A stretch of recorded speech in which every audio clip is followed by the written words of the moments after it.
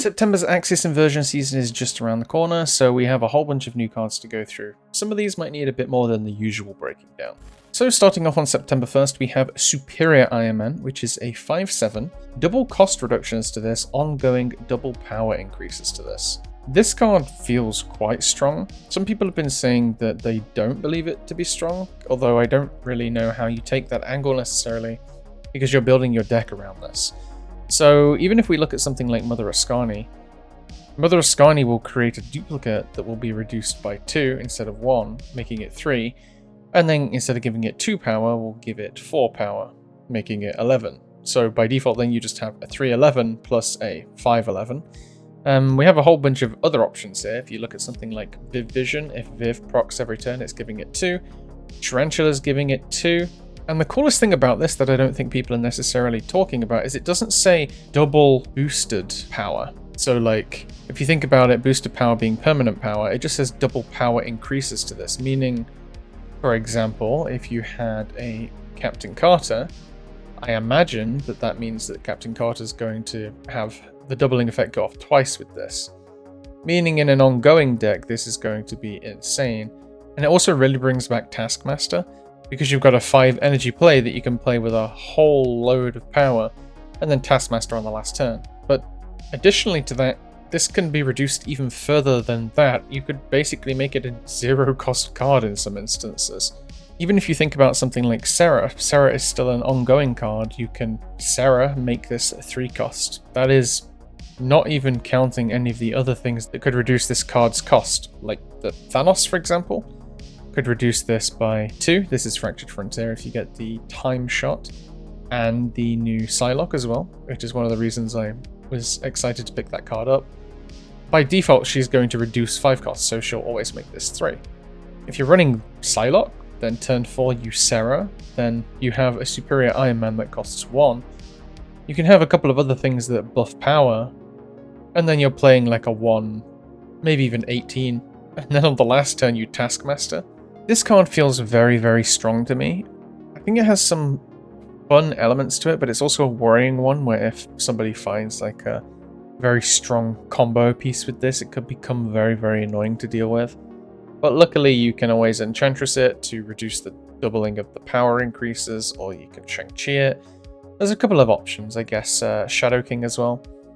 It has a fair amount of counters, to be fair.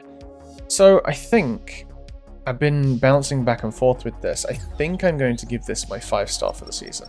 Because I don't know what this deck looks like necessarily, but if you had Mother Ascani, Sarah, and Psylocke, for example, you could make, basically, I think at that point it would be 1 cost Superior Iron Man and 1 0 cost Superior Iron Man. Then just whatever other pluses and power you need to make this card work. I don't see a world where that doesn't feel very, very strong, so I think for that reason alone it has to be 5-star. I might change my mind further down this video, but I don't know. Where it stands right now, I'm going to stick with that. So next up, also on September 1st, we have Antipolar Magneto, which is a 6/9. On reveal, add a 3 or 4 cost card from your hand to each other location. Now I think this is the one people are most excited about, and for good reason to be fair. You can run it in some Silver Surfer decks where you're wanting to just get a bunch of cards out on the last turn. You could, I saw somebody say if you Sarah in Silver Surfer, and then last turn play Antipolar Magneto into Grandmaster, you can basically pull your entire hand onto the board. Now, the only issue I see there, obviously, is you can't choose the order. So what if you played Antipolar Magneto and you're wanting to pull all your 3-drops and it pulls Silver Surfer first, then it pulls Brood, then you send it to the middle and it pulls like Shaw on the left and Captain Carter on the right where your Brood is second position. Not too amazing, but I think there is probably something there because what I've just said is the worst case scenario, because you could already have Captain Carter out, then play Antipolar Magneto and like just go crazy, and the last card you pull is Surfer. Obviously there's aspects there where it feels very strong. However, the world where I see this being played is more in a deck where you have big power cards, whether it's like a Scar or Surtur style deck where you pull out Akari and Null Obsidian. What was that card called? Cull Obsidian? Yeah, that's the one. Well, you're just pulling out like 10 power in the other two locations. Whether it's like Starbrand or a couple of other like cards that could work quite well that are just really big power. It's a shame it isn't a 6/10 because then it would slot perfectly into a Surtur style deck. But that still feels to me like probably the best home for it. And again, because this is a combo card, there is probably some aspect to where there's going to be some kind of busted list that comes out from this. However, I'm only giving it 4.5. I toyed with giving it 4, but I think 4.5 because there's so many different things you could do that make this feel so strong, and for the fact that it's pulling cards out of your hand on the last turn is already insane. If you think about what Dragon Lord does, this is cost targeted, so you're already hitting more or less what you want. The one thing that keeps me from giving it a 5-star is the fact that you don't know what's being pulled out where. So you can't guarantee get that big 10 power Cull Obsidian in the lane you need to win it, and then you pull out like a 3-drop that is put in the deck to try and bridge you to turn 6, but it was never really as strong to begin with. Like maybe like Surtur, for example. If your Surtur isn't already out on the battlefield and you pull Surtur onto a different location and it's not enough to win, sort of thing. But it still feels like a very, very decently good card. So next up we have Red Onslaught. Now Red Onslaught is a 4/4, ongoing, has 3 random ongoing abilities. This will be the weekly release Season 5 card, and it is a very, very interesting one. To really understand how this card works, we'll have to go over to a generator that was on Snap Complete. I will take you guys there in a second, but briefly before that, let's talk about some of the ongoing abilities. So this card obviously could hit like Captain Carter into Kluh, into, even if it was just Quinjet, something like that. Then this card feels very, very good, but what people have mentioned is what if you hit Lizard, Ebony Maw, and Starbrand? It's a card that will be reduced to 0, you can't play cards there, and you're buffing the opponent's lanes by 3. That's the problem, right? But we can't know how often those things are going to happen unless we jump over to this generator. So what I have here is thanks to Snap Complete, and the general idea is you're going to roll the card and see 3 different results for what you could get for this. There's 54 included cards here, so I'll just briefly scroll through them. You can see we still have things like Lizard, we have Starbrand, we have Typhoid Mary, those are things you need to look out for. You obviously have Superior Iron Man too. I did one roll earlier where we got Claw, Gorgon, and Omega Red, which obviously feels pretty strong. Not a high roll, not a low roll, but still I would play a 4/4 that did this. So let's go for another roll. We got Jack Flag, Luke Cage, Mr. Fantastic. So I think with this, are you going to want to play middle location a lot of the time to basically play for the fact you might get Mr. Fantastic? Not entirely sure. But these are kind of middling abilities. Mr. Fantastic one feels okay-ish. Luke Cage is only useful if you're up against something that's afflicting, but it could catch them off guard, and Jack Flag again. Some of these cards you need to have your deck built around it, but if you're running it in a ongoing deck in general, you're probably going to have something like Spectrum that could do what Jack Flag's needing anyway. So we roll again, we get Lizard, Orca, and Blue Marvel. Obviously Lizard being a downside, Orca being something you may not have planned for, and Blue Marvel, a 4/4 Blue Marvel feels decent, but a 4/4 Blue Marvel, or a 4/0 Blue Marvel, yeah, I don't know if I'm sold with that one. Now we got Lizard, Miss Marvel, and Starbrand. See, now this is the kind of low roll I'm talking about. You're basically getting a 4/0 that's giving your opponent 3 power in the other 2 locations, with the possibility of the Miss Marvel ability because you haven't necessarily planned for it. War Machine, Goose, Orca. Again, not great. I mean, you've got Goose and you've got the ability to play in Goose's lane, but again, if you haven't played anything there. Jack Flag, Omega Red, Ebony Maw. Ebony Maw makes Jack Flag's ability awkward to get off, therefore making Omega Red's proc awkward to get off. Professor X, Starbrand, Victoria Hand. Kind of bad. Again, not great. Because this is the thing, right? You want to play around Professor X, so you play it on a location that you have cards, but then what if you get like Namor or Orca? Then you're not really getting the benefit of having it played in its own lane. Dazzler, Luke Cage, Miss Marvel. Again, you need the card to be in the middle, really. And the decks for like Luke Cage and Dazzler, you build around them. You can't really do that with Red Onslaught. Invisible Woman, War Machine, Goliath. Now Goliath is good. War Machine feels pretty good too.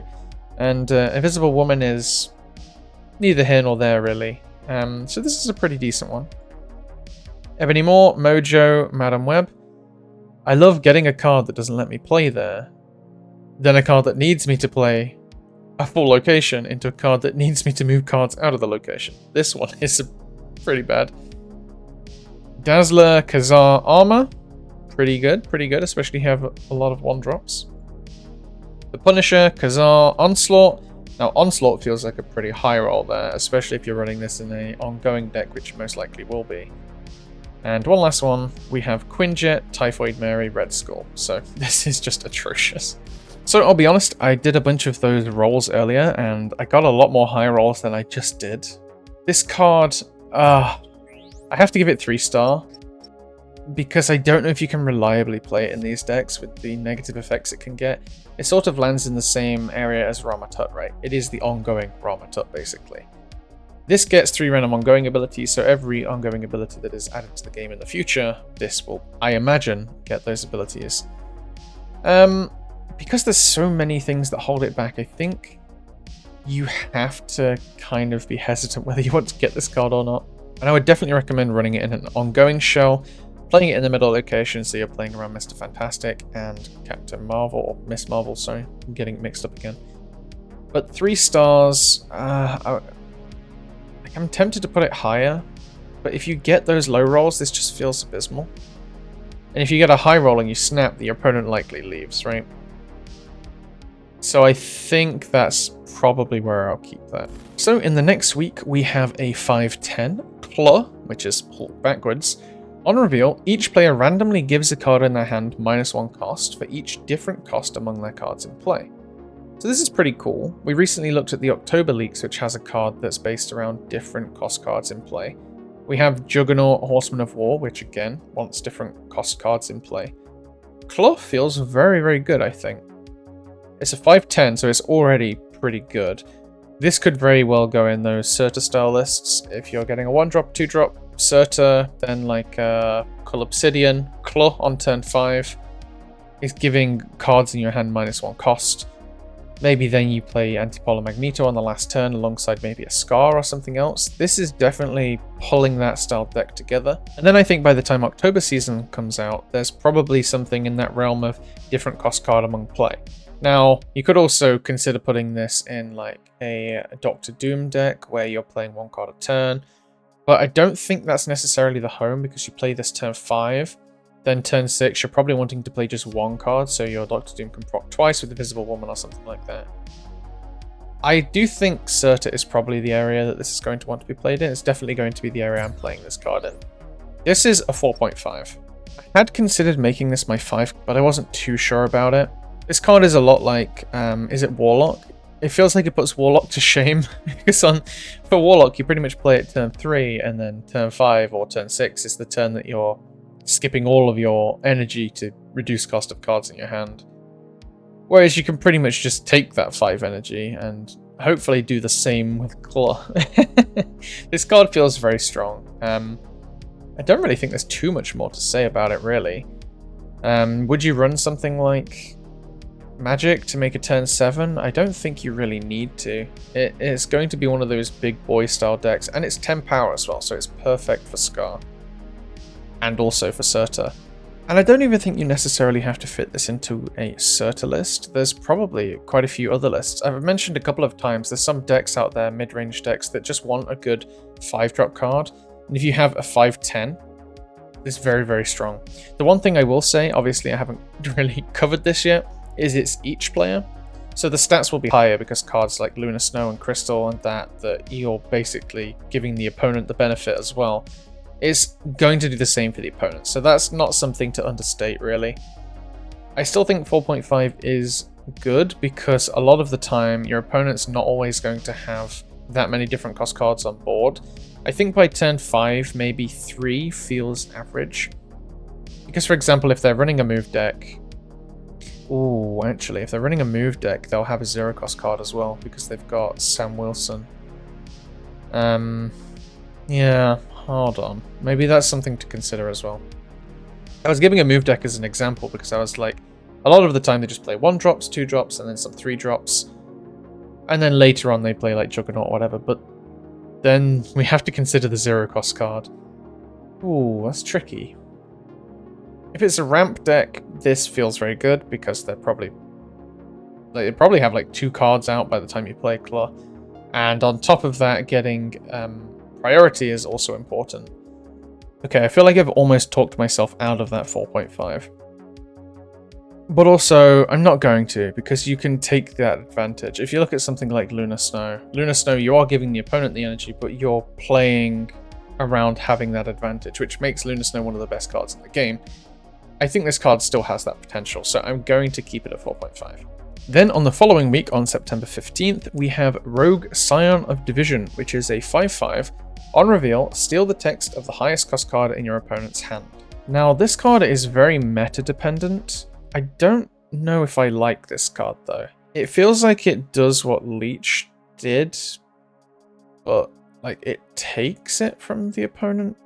Nobody plays Leech these days, so I don't see why you'd play Rogue. It's so unreliable. Like, I don't know. If your opponent's playing a Flick deck, that's where my mind goes, and you steal their Scorpion, Brand New Day. Obviously, that's strong, and they lose their game plan.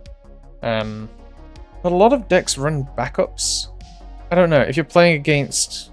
I'm only thinking this because I've been running the double Thanos list recently, where in my hand I would probably have Thanos, I'd have Sasquatch, and Mockingbird as my highest cost cards. If you play Rogue, and it steals the text from any one of those 3, she gets no benefit. If she steals the text from Mockingbird or Sasquatch, obviously you then don't get the power reduction, but you just play Mobius in that instance instead. But if she steals it from Thanos, she gets nothing. It's tricky to say. If we think about cards that are releasing this season, if she steals Antipolar Magneto's ability, obviously that is very, very strong. Like, if an Antipolar Magneto deck becomes strong, then people are obviously excited to play Rogue.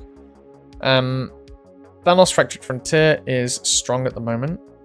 I don't necessarily know if there'll be many 6-drop cards in a Thanos deck, but also, how does that work? Because if she steals the ability, she hasn't loaded any shots for herself, so she'll steal the ability and not shoot anything. But Thanos will obviously then lose the ability. Weird. Rogue is difficult to rank because, as I say, she's very meta-dependent. She feels like she's on the upper middle echelon of tech cards. And for that reason, I'm going to give her 3.5. Because I suppose there's also instances you have to consider if your opponent's playing a very low curve deck, if it's like Silver Surfer or something, and you steal Sarah. That's pretty good, but you're playing at turn 5, so most of the time you're not really going to steal Sarah because they've played Sarah. I think this is mainly for stealing a 6-drops text. Yeah, very strange, very strange. I can't really think off the top of my head what the meta is really looking like right now, but to steal the text... Also, if she on-reveals and steals the text, does the on-reveal also happen from the card she's stolen the text from? I would like to imagine yes, because that is the world that I'm giving her this rating. But if she steals the text and still doesn't trigger it, then I'm probably going to have to rate it even lower.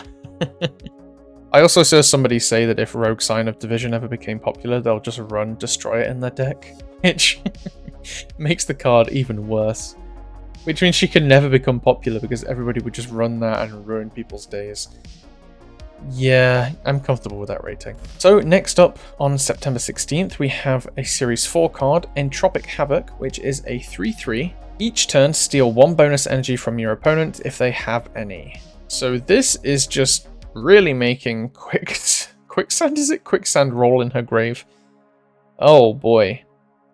It says each turn, so like not end of turn or start of turn, but I kind of imagine it's start of turn. That makes the most sense. Steal 1 bonus energy from your opponent if they have any. That's just crazy. So if you're playing against Arasham, you're just ruining their day. That's the thing, right? If Arasham ever becomes popular, run Entropic Havok and Cassandra Nova, and they're just done for. Trying to think of other areas this works. Obviously, this works extremely well if you play Lunar Snow and Entropic Havok. You're basically then getting 2 energy every turn. And that's the thing, if there is a deck where Entropic Havok and Lunar Snow becomes a thing, it instantly makes Lunar Snow 10 times better than she already is, because if you think about it, the opponent's always going to be thinking, oh, Entropic Havok is coming, let me destroy the Ice Cube. Wow. This card feels very good. But also, it's very good in a world where it's not always busted, because you're not always playing against a deck that's getting extra energy. But because it also has that offensive side in being able to play Lunar Snow and Entropic Havok, it automatically makes it strong. If this was a 2-3, it would be done. Honestly, it would always be Entropic Havok, Lunar Snow, and then every turn you're getting 2 energy, your opponent's getting none. This was another card that was almost a 5-star for me, but it's going to be a 4.5. Ramp also takes hits from this, and anything that runs bonus energy. I mean, obviously there's Electro, Zombie Galacti is going to be in trouble if they're running like a superior Spider-Man. There's quite a few lists that would really not like this card to be a thing, but it will be, and maybe then they're going to have to change Quicksand, because, I mean, Quicksand is so bad in comparison. It is a 2-4, next time your opponent will get bonus energy, prevent it.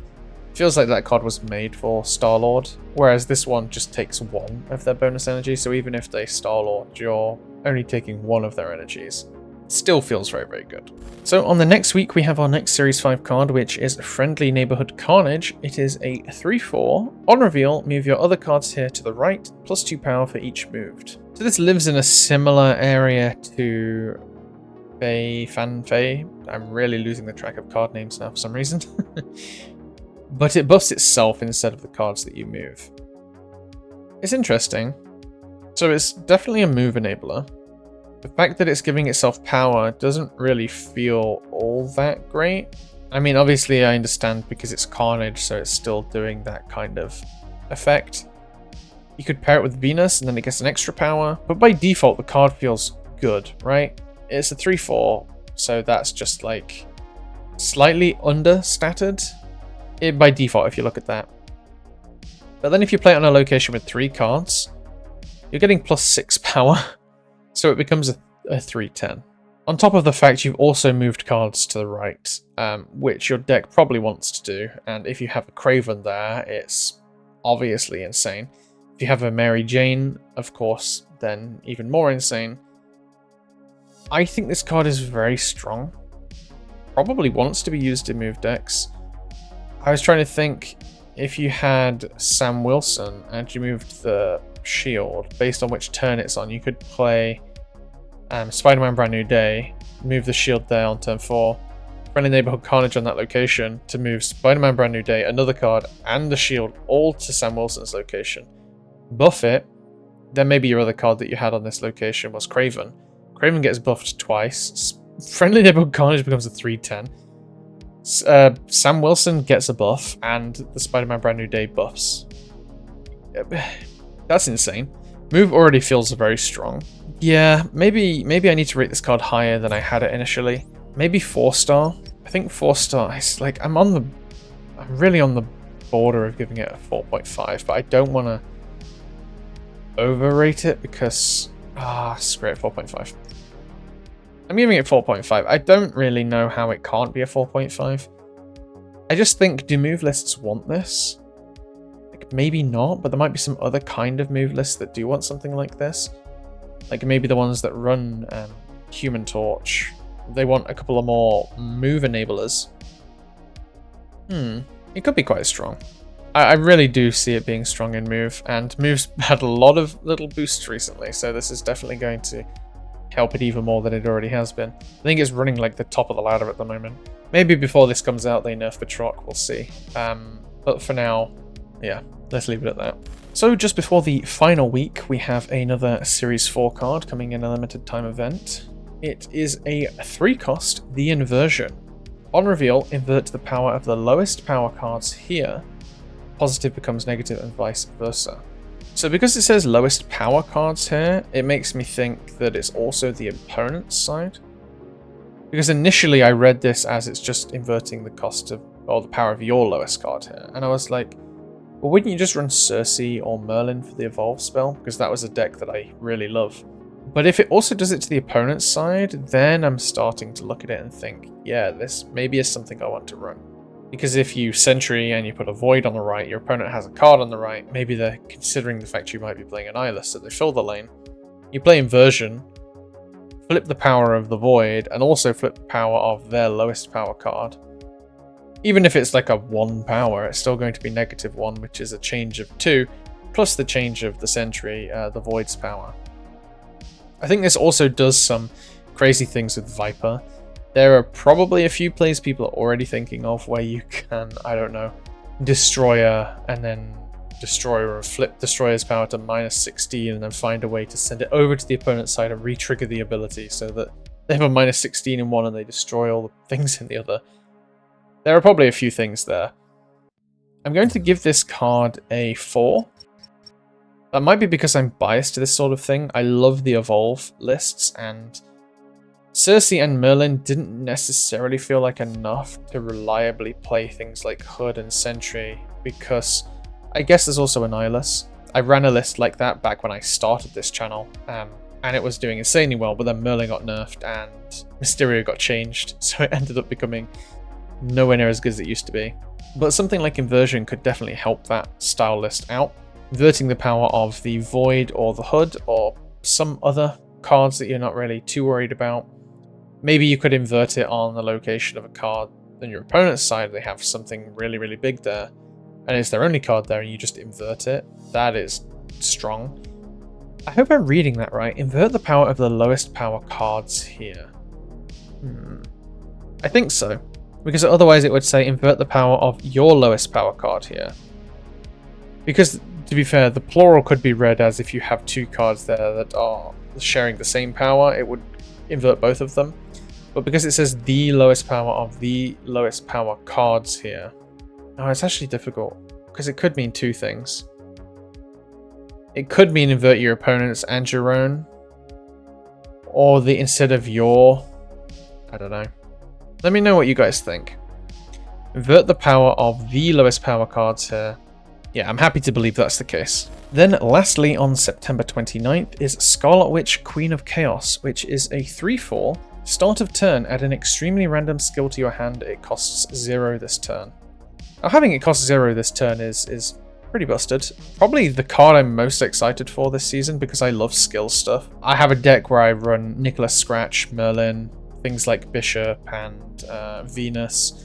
And I think I run Prowler in that list because I have Werewolf by Night. But Prowler just gives you the skills, that's the main reason it's in there. But I think I would remove it in favor of playing something like Scarlet Witch, Queen of Chaos. The card costs 0 the turn it's given to you, which feels very, very strong. It's always going to buff Nicholas Scratch, it's going to buff Bishop. So I could be biased with this one, with a 4.5.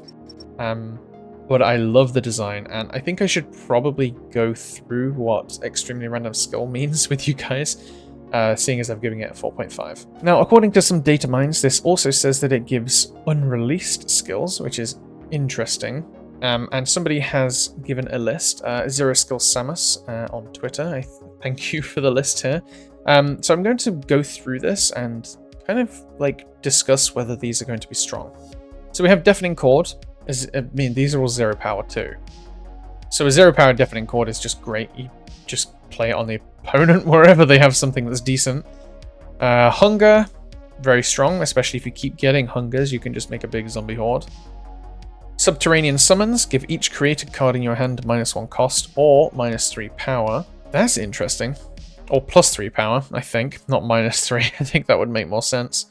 Probably not great, but if you're running it in a deck with like Merlin and things, those skills that are created cards, so they could get -1 cost. If they're given the power, it doesn't do anything, so kind of a middling one. Web Sling feels decent. Majestic Wingbeat, again, feels decent. It's just a free 2 power to your left. Flames of Fultine, very strong. Flight Harness is pretty decent. Remote Mines is very good. Ventro Shock Gauntlets, or Vibro Shock Gauntlets, I think. Very, very good. Polymorph, If it's in a deck that's running Merlin anyway, you probably want Polymorph, and the rest of the Merlin skills, so those are all pretty good. Fastball Special, I think that's dependent on if you have anything that's worth destroying. I do think your hand could start to be getting pretty full thinking about it here if there are cards you don't want to play, but you could always just play them to get rid of them. And I do think in this deck you always run something like Bishop. I 100% have a deck already ready for this. I think I have a couple of videos showcasing it already. I know my Venus video that I made showcases this deck, and I think there was a card that was released recently that also showcases this deck. I'll probably put it on screen if I remember. Sandstorm feels pretty good. Again, you're getting pretty full hand at this point. Techno-Organic Virus is a bit of a weird one. Like, it could be good, but then you're really clogging your hand. Winds of Retum, insane at 0 cost. Honestly, any of the cards you get from Agamotto are insane. It doesn't seem like the card that draws Agamotto to your hand and gives it +3 power is included in this list, though, which is interesting. Tal Mandala, probably just throw it away unless you have an ongoing that feels pretty decent to duplicate. Astral Projection, again, similar thing. Unless you have something good, you're probably just throwing it away. Bolts of Balthak. Bolts of the Balthak. I think that card is just insane. Probably the high draw, obviously. Shield Throw. Put an ongoing card from your deck here with +3 power. Shuffle a copy of this into your deck. So that is the card from Grand Arena, I think. It's the Captain America card. Absolutely insane. You're probably going to want to run at least one ongoing card in this deck because of Tal Mandala and Shield Throw. Whoa, that's crazy. It just pulls it from your deck, gives it 3 power. And we have to remember these are 0 cost as well. Images of Icon, just insane. As I say, if you're running Bishop and you've got Bishop huge at this point, Images of Icon is wow. Yeah, because you could run something like Sentry and then play Bishop in the other location, Images of Icon. There's potential. There's huge potential, honestly. Spider Sense, don't know how often you're going to be playing movable cards in this, but Spider Sense could be decent. Otherwise, you just throw it away, really. And then at the bottom here, we have unreleased skills. Now, this is kind of hard to go through because a lot of them don't actually have text, but these are cards that were supposed to be released at a certain point, but haven't been. And also, we have skills that are supposed to be upcoming in the next seasons. I can already see one from, I think it's November's season in here with Knight's Vow. Which, does that mean in the future, even unreleased skills from future seasons are going to show up in Scarlet Witch? This part I'm unsure about. I'm just going off of this data mine right now. And also the things like Shield Throw and stuff. But because the data mine has only shown like a couple of these other skills, and I think they're Grand Arena. I could be wrong, but because there's only like 2, it feels more believable. So in unreleased skills, we have the Grand Design, which doesn't have text. We have Miss Marvel's Champion skill, which is on reveal, add a random character to your hand with a different cost than your character in play. Give it +2 power. Then your character's in play. Okay, so I guess whatever cost characters you have in play, you could add a card to your hand with a different cost and give it +2 power. Feels okay. Return to the Past doesn't have text. Yaka Arrow doesn't have text. Celestial Empowerment, Knight's Vow, those 2 also don't have text. We have Brand of Shulao. On reveal, give one of your other cards here, steals 2 power from the character that costs the most in your opponent's hand. Obviously the Inversion, which we've already discussed, and Dragon's Breath, which is a 4 cost. On reveal, give a 5 cost or more character in your hand +3 power, afflict an enemy card at each location with -2 power. Feels very, very good. So I think by default this card is just nuts. Those cards becoming 0 cost on the first turn that you get them is insane, because even if it's something you don't necessarily want, you can just throw it away and still get the benefits from Nicholas Scratch or Bishop, right? And I'm saying Bishop because I think Bishop's getting to the point in my list where this card would just make it insane. It already gets to like 20 power or more.